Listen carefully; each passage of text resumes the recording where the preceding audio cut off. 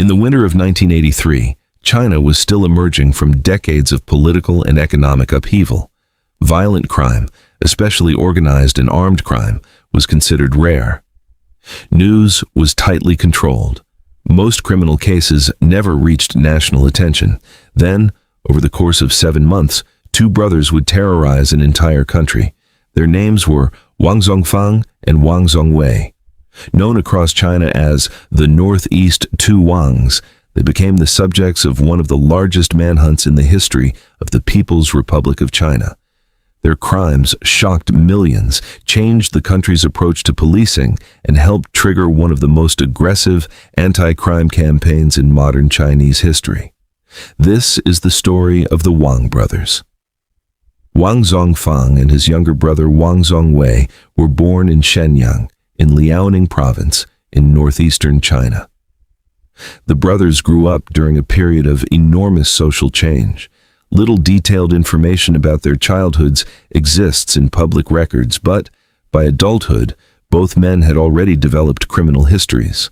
Wang Zongwei had served in the military, while both brothers had experience with theft and other offenses. What transformed them from ordinary criminals into some of the most feared fugitives in Chinese history began on a cold February day in 1983. On February 12, 1983, the brothers entered a military hospital in Shenyang. Their original objective was not mass murder. According to investigators, they intended to commit robbery.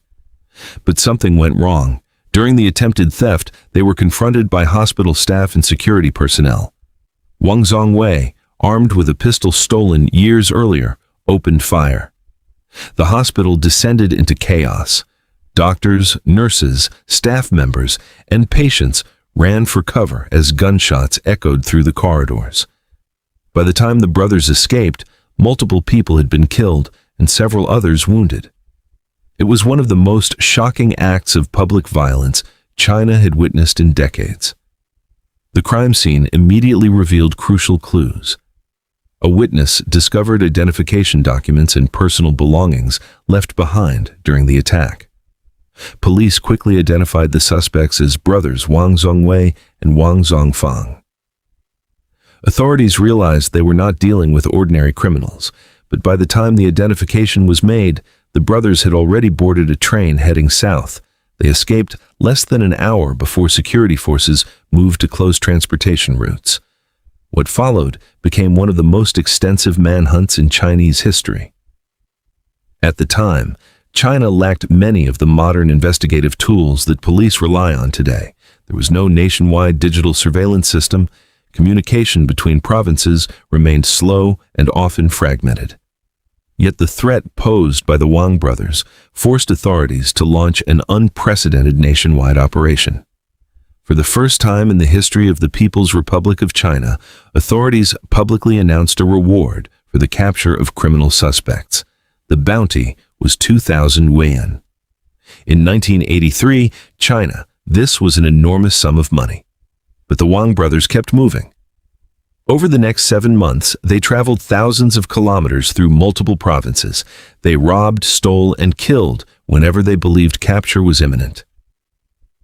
Unlike many serial killers whose crimes follow psychological patterns or target specific victims, the Wang brothers operated according to survival and opportunity.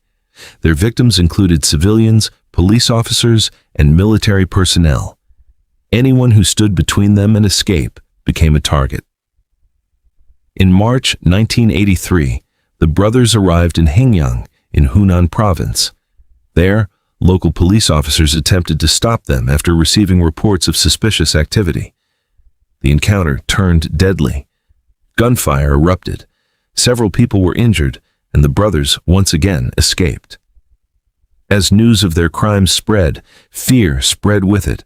Newspapers published sketches and descriptions. Railway stations increased inspections. Police departments across the country distributed wanted notices bearing the faces of the two brothers.